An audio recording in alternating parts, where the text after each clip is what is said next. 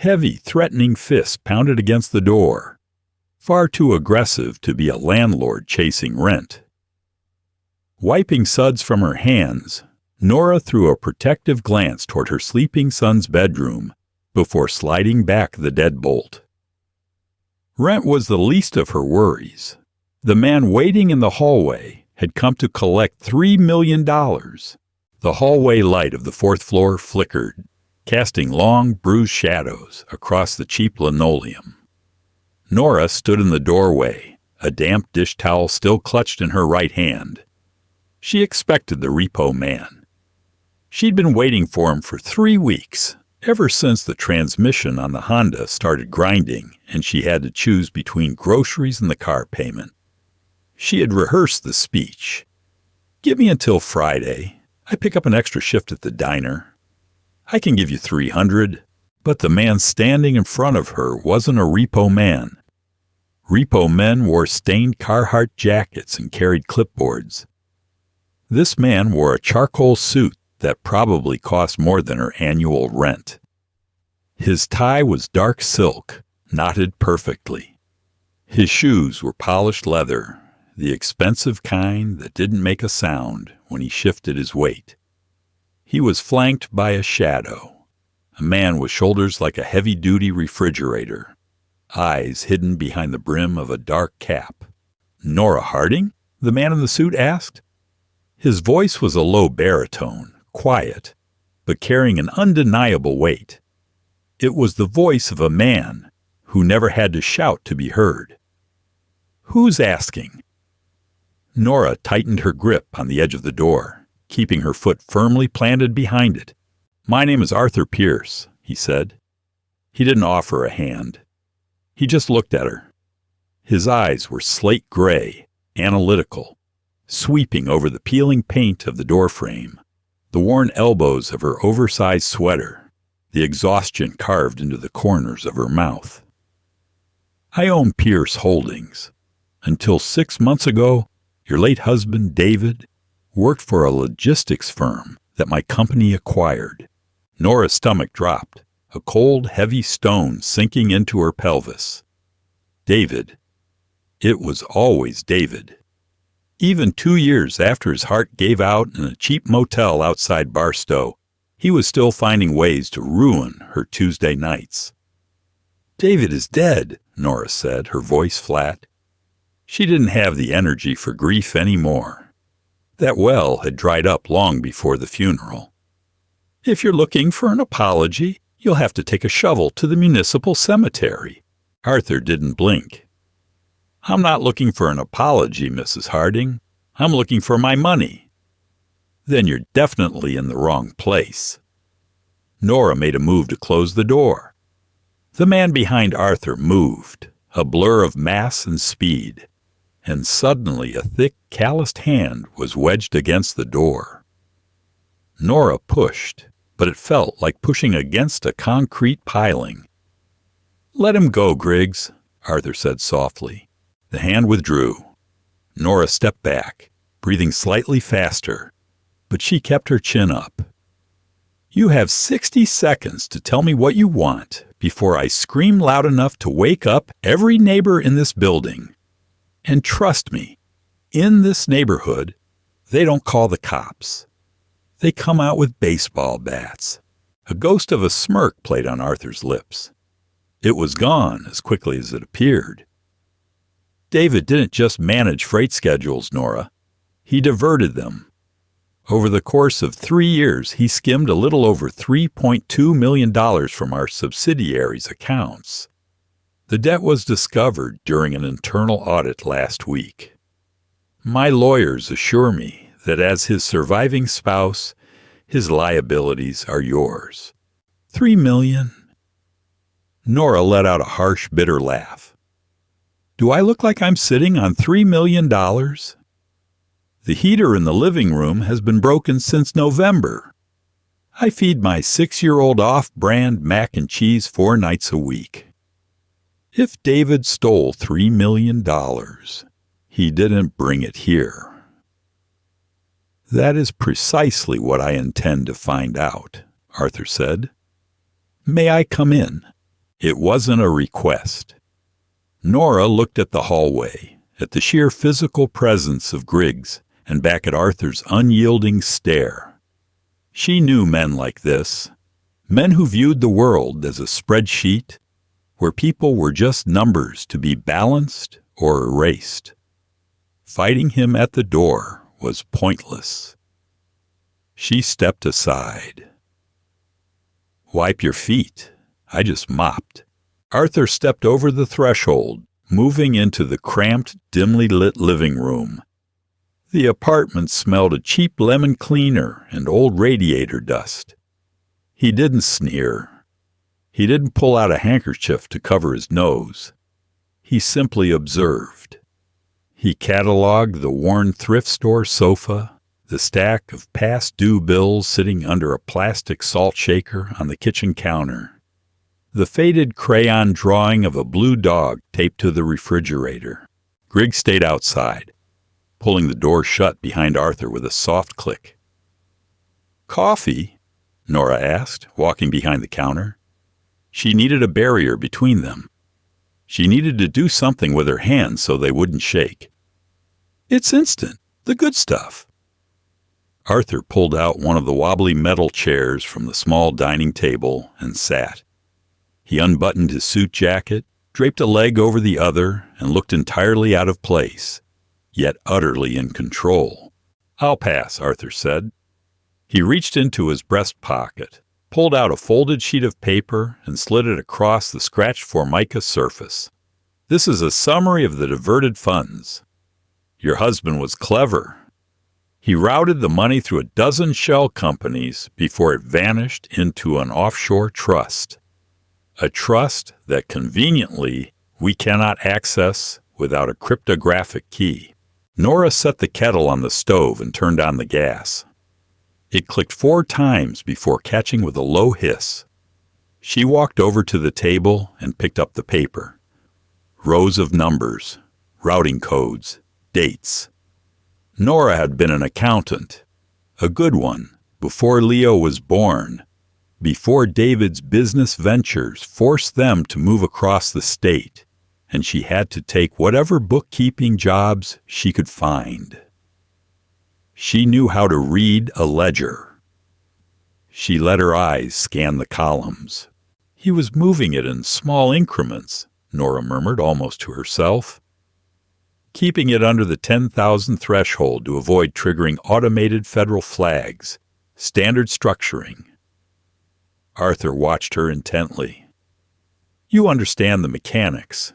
I understand math, Mr. Pierce," she said, dropping the paper back onto the table. "What I don't understand is why a billionaire CEO is playing debt collector in a rundown apartment in the middle of the night. You have armies of lawyers for this. You have agencies.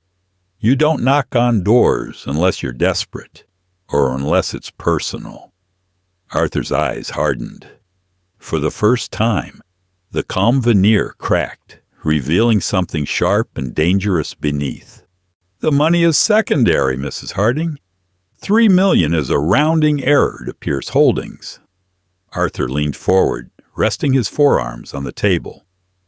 "But the master drive your husband took, the one containing the proprietary logistics algorithms he used to hide his theft, that is not a rounding error. That drive in the hands of a competitor would cost me hundreds of millions. I need it.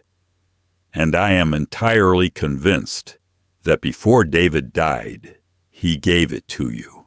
Nora stared at him. The kettle began to whistle on the stove, a sharp, rising scream that filled the tiny apartment. Nora didn't move immediately. She let the kettle scream for 3 long seconds, maintaining eye contact with Arthur, before she turned, switched off the gas, and poured the boiling water over the brown powder in her mug. She stirred it slowly, the spoon clinking against the cheap ceramic. "David didn't give me anything," Nora said, her back still turned. "The last time I saw him, he was throwing a suitcase into the trunk of a rented sedan. He told me he was going to fix everything. 2 weeks later, The police called to tell me his heart had burst in a motel room."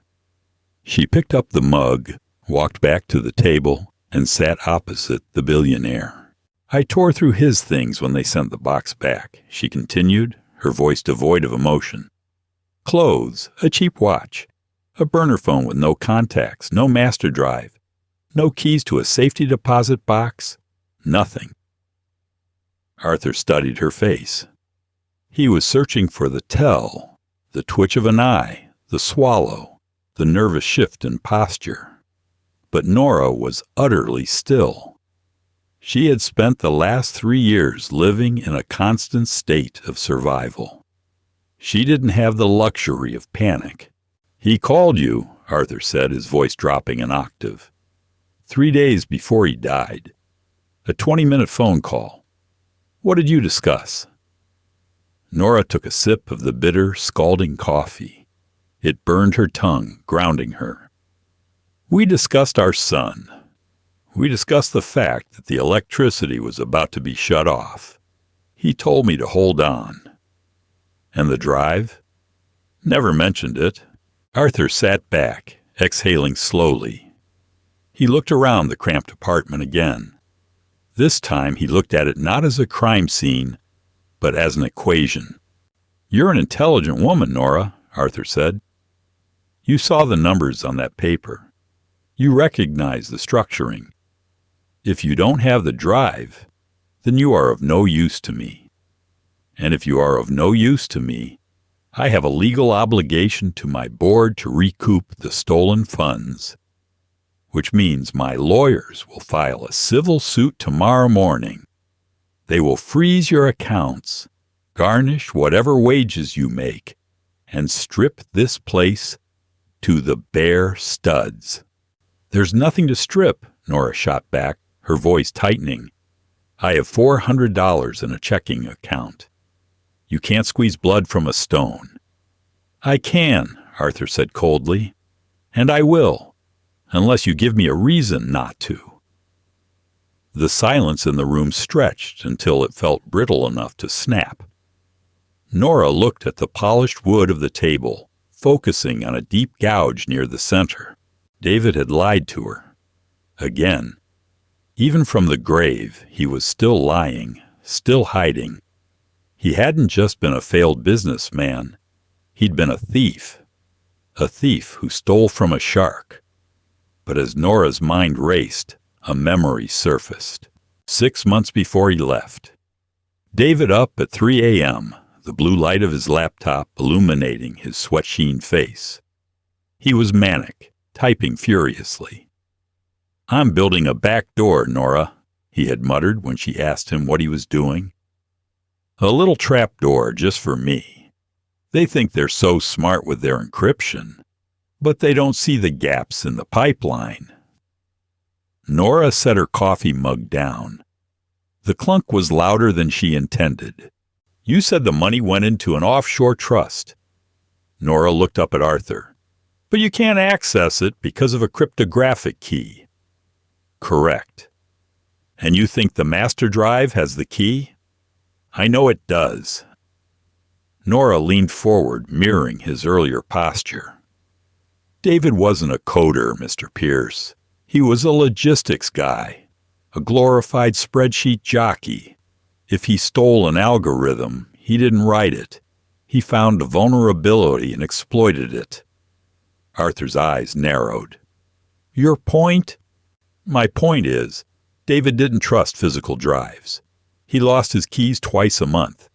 He left his wallet at diners. If he stole something that valuable, he wouldn't carry it around on a piece of plastic that could fall out of his pocket. We recovered his laptop. It was wiped clean, wiped to the bare metal." "Of course it was," Nora said, her mind working furiously now, the old analytical instincts flaring to life. But David was also deeply, pathologically paranoid. He wouldn't just wipe it without a backup. And he wouldn't put a backup on a physical drive that could be stolen by the people he was running from. Arthur remained silent, but his posture shifted. The predatory stillness was gone, replaced by a sharp, calculating focus. "Where is it, then?" Arthur asked softly. "It's in the cloud," Nora said. "Or hidden in plain sight. A digital drop." Nora stood up, pushed her chair back, and walked over to the small, overflowing bookcase in the corner of the living room. She pulled out a heavy, dusty photo album. She walked back and dropped it on the table. "After he died," Nora said, flipping the heavy pages, "I went through his email. The normal one, not the burner. There was a receipt for a continuous cloud hosting service, paid 3 years in advance. I didn't think anything of it, but I kept the IP address." She pulled a folded piece of yellow legal paper from the back sleeve of the album and slid it across to Arthur. Arthur looked at the numbers. "An IP address is useless without the login credentials. Our security team tried brute forcing his known passwords. Nothing worked." "That's because you're thinking like a security team," Nora said, sitting back down.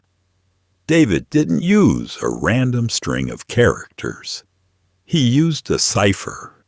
He was obsessed with an old book he had as a kid, a cipher puzzle book. He used it for everything." Arthur stared at her. "You know the cipher." "I know how his mind worked," Nora corrected. "I know the book. I know the patterns he defaulted to when he was stressed. If the master drive was uploaded to that server, I can get you in." Arthur picked up the yellow paper. He looked at it, then looked at Nora. The cynicism in his eyes hadn't faded, but the boredom was completely gone. "You're offering to break into my own stolen server for me," Arthur stated. "I'm offering a trade," Nora said. Arthur let out a low, humorless laugh. It was a sound that rarely echoed in rooms that cost less than $10,000 a night.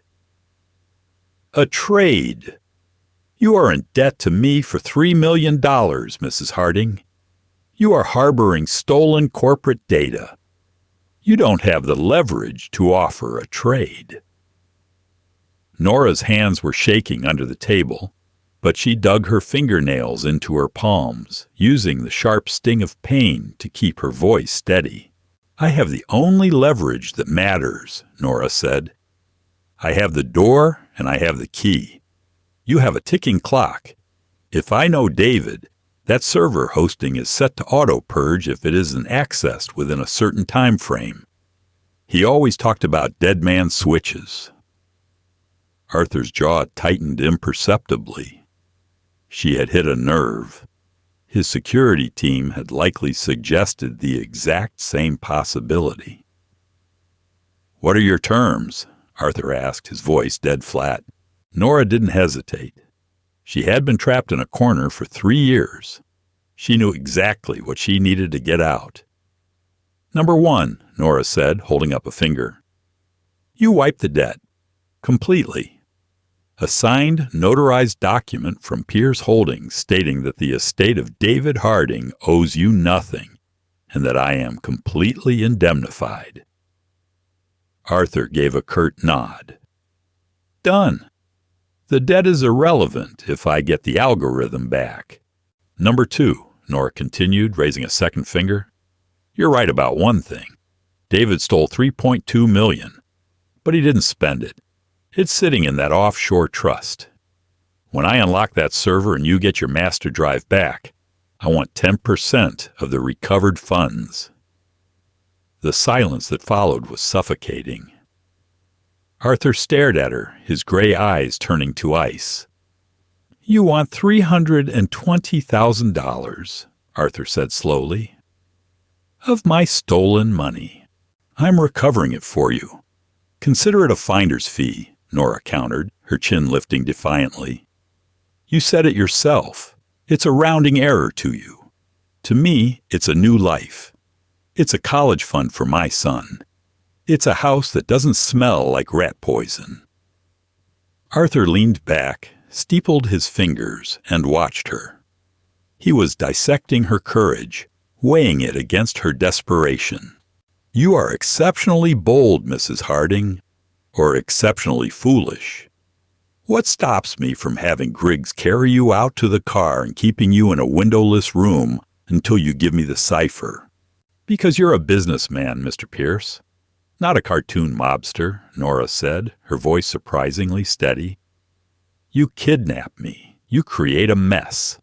A missing persons report, police, prying eyes. You don't want the authorities anywhere near this.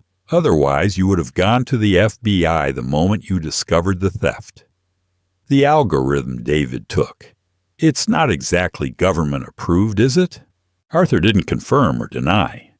But the slight narrowing of his eyes told Nora everything she needed to know. David had stumbled onto something Pierce Holdings was hiding, a gray market operation or an algorithm that bypassed regulatory oversight. And, Nora added, lowering her voice, I don't know the cipher off the top of my head. I have to look at the server architecture. I have to test the encryption layers. I need a secure terminal, and I need time. How much time? 48 hours. Arthur stood up. He buttoned his suit jacket, brushing a speck of invisible dust from the lapel. He towered over the small kitchen table, casting a long shadow over Nora. I will give you a secured laptop, Arthur said. It will run on an isolated network. You will not have access to the open internet. You will have exactly 48 hours to bypass the encryption. Locate the master drive and give me the routing access to the trust. He reached into his pocket and pulled out a sleek black smartphone, setting it on the table. My direct line, Arthur said. Griggs will be stationed outside your building. He won't interfere with your day-to-day. But if you attempt to leave the city, or if you attempt to contact anyone regarding this matter, the deal is void. And you will find out very quickly that I do not need to be a cartoon mobster to ruin your life. Nora looked at the phone, then up at Arthur. And the contract? Wiping the debt? The 10%? Prove to me you can actually get past the first firewall, Arthur said, turning toward the door. Send me a screenshot of the root directory by tomorrow morning. If you do that, my lawyers will draft the paperwork. He stopped at the front door, his hand resting on the cheap brass knob. He looked back at her, standing in the middle of the worn kitchen, bathed in the harsh fluorescent light. Your husband was a coward, Mrs. Harding. He ran when he should have stood his ground. I am curious to see if you share his instincts. I don't run, Mr. Pierce, Nora said softly. I don't have anywhere to go. Arthur held her gaze for a long moment. We'll see. He opened the door and stepped out into the hall. Griggs fell into step behind him, and the door clicked shut, leaving Nora alone in the crushing silence of the apartment. She stood there for a full minute, listening to the fading footsteps on the stairs. Then she walked over to the table, picked up the black smartphone, and looked at her reflection in the dark screen. She didn't just have to break into a billionaire's stolen server. She had to outsmart the ghost of her dead husband. Nora walked to the stove, dumped the cold coffee into the sink, and turned the kettle back on. It was going to be a long night. The laptop arrived at 6 a.m., delivered by Griggs in a matte black Pelican case. He didn't knock. He simply left it on the welcome mat and returned to his idling town car across the street. Nora dragged the case inside. It was heavy, built to survive a war zone. She opened the latches. Inside sat a thick reinforced terminal with no manufacturer markings, no Wi-Fi card, no Bluetooth. Only a single hardwired cellular modem routing through a private, encrypted tunnel. She set it on the kitchen table. pushing aside Leo's half-eaten bowl of dry Cheerios. "Mom?" Nora flinched, turning toward the hallway. Leo stood there in his oversized Spider-Man pajamas, rubbing his eyes. "Who was at the door?" "Just a delivery, baby," Nora said, her voice softening. She crossed the room and knelt, brushing his messy blonde hair out of his eyes. "A computer for my new bookkeeping job." "Does it pay a lot?" he asked, his voice thick with sleep. He was 6, but he already knew the weight of money. He knew not to ask for toys in the grocery store aisle. He knew to turn the lights off when he left a room. It broke her heart every single day. "Yeah," Nora whispered, pulling him into a tight hug. She smelled the sleep on his skin, the faint scent of the cheap baby shampoo she diluted with water to make it last longer. "It pays enough. Go get dressed. Mrs. Gable is taking you to school today." By 8 a.m., Leo was gone. The apartment was dead silent, and the terminal was booted up. A black screen. A blinking green cursor. A command line prompt. Arthur's IT team had preloaded the IP address. Nora typed the execution command and pressed enter. The screen flashed, running through a handshake protocol before stopping at a password prompt. No username. Just a blank field demanding a cryptographic key. Nora pulled out her yellow legal pad. She had spent the last 3 hours between midnight and dawn tearing through David's old journals, searching his messy scrawl for the anchor points of his paranoia. He didn't use random generation. He didn't trust machines to make his passwords. He trusted patterns. What was the pattern, David? She thought back to the year before he died. The late nights, the frantic pacing. He had been obsessively reading a battered paperback copy of Dune. He talked about the golden path, the single narrow route to survival. But David was also fundamentally self-centered. He wouldn't use a book quote. He would use his own life, disguised as a cipher. Nora typed November 4th, 2018. The date of his first major promotion. Access denied. She typed August 24th, 2011. Their wedding anniversary. Access denied. She stopped. She was thinking like a wife. She needed to think like a thief. When David felt cornered, he always reverted to the one thing he felt he actually owned. His father's old ham radio call sign, layered with a Visionaire shift cipher. She grabbed a pencil and began writing out the alphabet grid on the legal pad. The keyword was Frank, his father's name. The phrase was the call sign, Kilo Tango 79er. She worked the shift manually, her fingers flying across the paper, crossing out letters, moving down the columns. It took her 20 minutes of absolute silence to translate the string. Her fingers hovered over the keyboard. She typed out the 24-character string of seemingly random letters and numbers. She pressed enter. The terminal hung for a tortuous 3 seconds. Then, the black screen vanished, replaced by a dense, sprawling directory tree of file folders. She was in. Nora exhaled a breath she didn't know she was holding. She grabbed her phone, snapped a picture of the screen, and texted it to Arthur's number. Less than 30 seconds later, her screen lit up with a reply. Lawyers are drafting. You have 38 hours left. Nora pushed her coffee mug aside and dug in. Finding the master drive was easy. It was a massive encrypted partition sitting right in the center of the server architecture. Unlocking the offshore trust accounts was more difficult, buried beneath 3 layers of routing protocols, but by 3 p.m., she had mapped the flow of the stolen $3.2 million. But as she worked, digging through the terminal's directory to verify the file integrity, she found something else, a hidden folder nested inside a string of dummy system logs.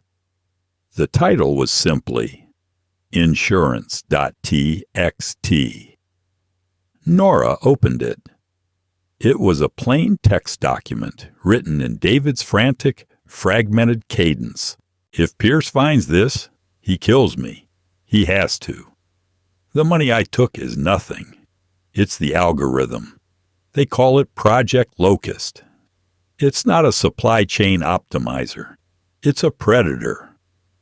Pierce Holdings is running a predictive model that identifies critical global supply routes, medical shipments to conflict zones, grain exports to famine regions. Locust doesn't just track them. It artificially engineers logistical choke points. It creates delays, bankrupts small carriers, and forces the market to rely on Pierce's subsidiaries at an 800% markup. He's starving people to bump his quarterly earnings. Nora's blood ran cold. She clicked out of the text file and opened the root directory of the algorithm itself. She wasn't a programmer, but she could read the data inputs. Port closures in Yemen. Pharmaceutical routing delays in sub-Saharan Africa. The code was designed to find desperation and exploit it. David hadn't just stolen from a billionaire. He had stolen the blueprint of a corporate war crime. Nora sat back in her chair. The rhythmic hum of the refrigerator suddenly sounded deafening.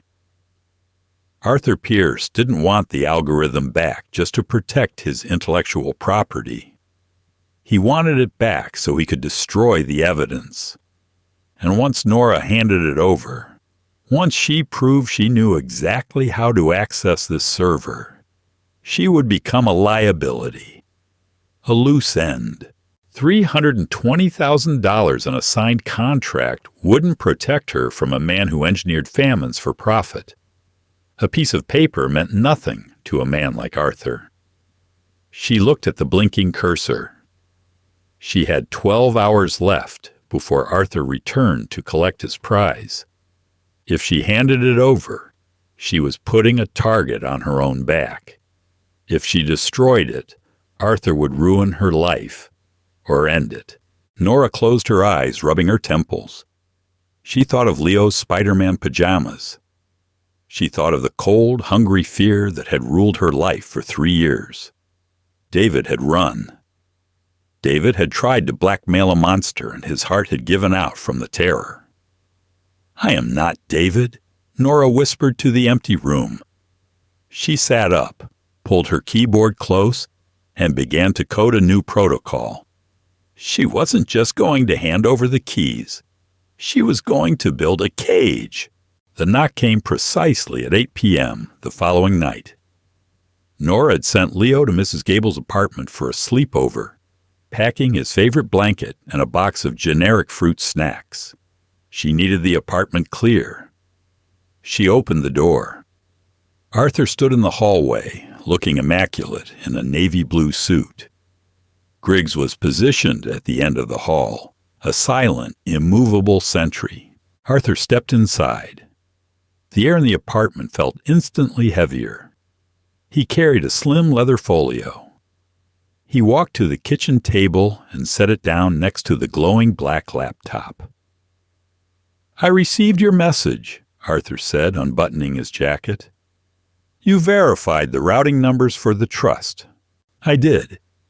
Nora stood on the opposite side of the table. She looked terrible. She hadn't slept in 2 days. Her eyes were bloodshot, her hair tied back in a messy knot, and she was wearing the same oversized sweater. But her posture was rigid, unbroken. Arthur opened the folio. He pulled out a stack of heavy watermarked paper and a sleek silver pen. "As agreed," Arthur said smoothly. "A legally binding release of all debts tied to the estate of David Harding, indemnifying you completely.